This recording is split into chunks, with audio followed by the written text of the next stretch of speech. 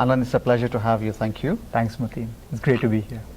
Um, I said this earlier to a couple of our speakers. I think India is going through a renaissance in terms of technology and commerce combined together, and you are at the right place at the right time. Snapdeal is one of the big companies in e-commerce, one of the unicorns, as they say. Yeah. You think the amalgamation of technology and the economic empowerment of India is enabling this? Where do you see Snapdeal as a company moving forward? Sure. So at Snapdeal, we're driven by this one big ambition, which is to bring 1 million sellers online, and most of these sellers are entrepreneurs.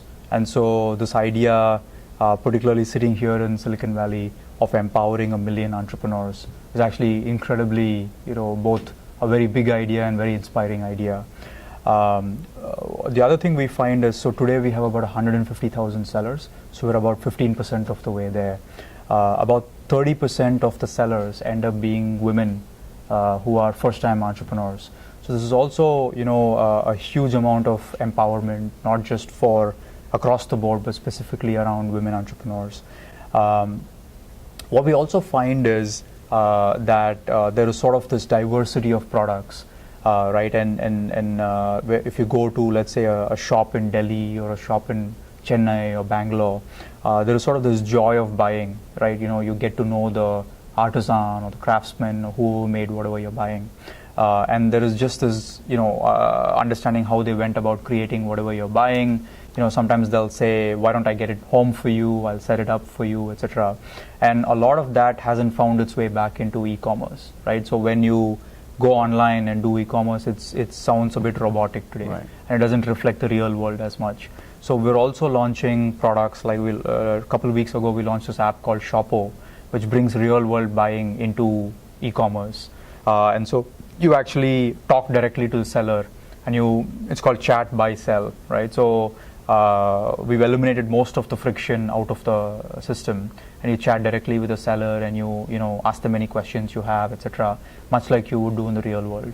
And also, one of the things we know about buying in India is that everybody loves to haggle, right? You can even haggle online on the app. So we actually feel like Snapdeal is at the center of empowering all of these different models of commerce to happen.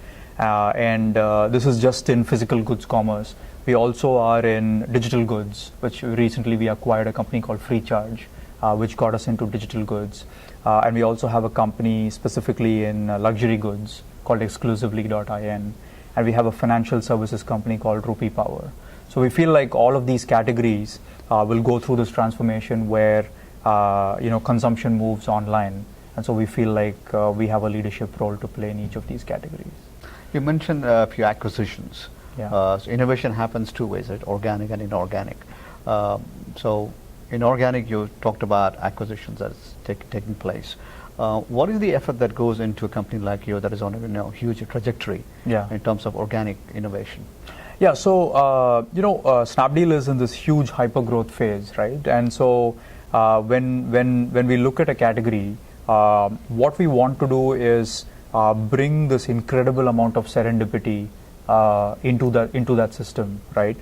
So, for example, when we did Shoppo, three big things happened among other smaller things. One is we took our former VP of marketing, who ran pretty much all of the company's marketing for 5 years, and put him as the CEO of Shoppo. So he's the business head for that division now. We also acquired a company called Shoppo, which at that point didn't have a strong tech team, but had an excellent brand and had a lot of great sellers. So those sellers moved into Snapdeal, and we retained the name. And it's a fantastic name for a small business app. And then we actually acqui-hired a company called MartMobi, which was about 15 to 20 deep technology and design folks. And so the combination of Sandeep, who's the head of Shoppo, MartMobi, and the old Shoppo brand was sort of this incredible amount of serendipity where all this entrepreneurial energy from multiple directions sort of came and collided and resulted in the version of Shoppo that we launched. And so we approach categories in both ways. So Shopper was actually a homegrown innovation that I wouldn't be very surprised if a year from now it's probably as big or bigger than Snapdeal, right? Which is obviously a very high bar. Separately, sometimes when we approach a category, which happens quite often, we feel like there is this expert in that category who has gone through what I call the idea maze, right? Which is something that Ben Horowitz uses in a lot of his descriptions, where he's literally thought about everything in that category. And why would you take a year or 18 months to figure out what this individual and his or her team has figured out better than anybody else in the country? So we actually partner with those companies. They still stay extremely independent, but we're able to partner with them and cut the time to market or cut the time to growth, etc. And they, being venture funded companies, can now focus less on fundraising, etc., because they have a very stable home, and focus completely on product and technology innovation. So that partnership ends up being very successful. I'll come to the consumer side, who are your buyers and the sellers. One is providing technology in the platform. One, you mentioned, understand the culture and enabling them every day. So empowerment through technology in that sense.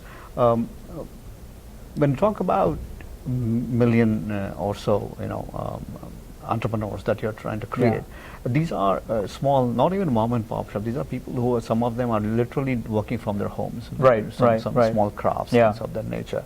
How easy does it get for you to enable that?